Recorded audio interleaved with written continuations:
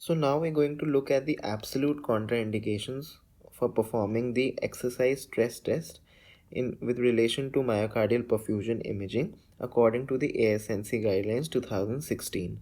So it gives a list of these 11 contraindications which are very difficult to remember if you remember it like a list. So I'll give you an easier way, and that is, if you just remember the anatomy of the heart, it will be very easy for you to remember it. And the basic concept is that it is contraindicated in those patients with an acute symptomatic illness. So both these aspects are important, that it should be acute and it should be symptomatic. So with respect to the aorta, these are acute severe aortic stenosis or acute aortic dissection. With respect to the pericardium, it is acute pericarditis, or with respect to the endocardium, there is endocarditis, acute endocarditis. With respect to the myocardium, either the patient has acute myocarditis,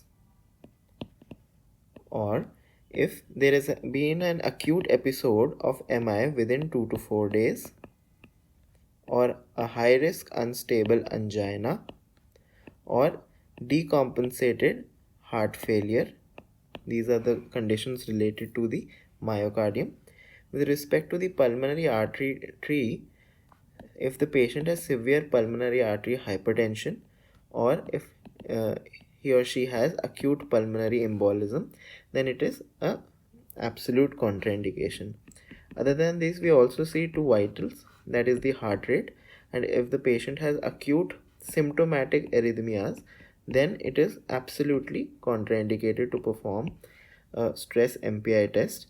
And the other vital is the BP, in which the cutoffs are a systolic blood pressure of more than 200 mmHg, or the diastolic blood pressure of more than 110 millimeters of mercury.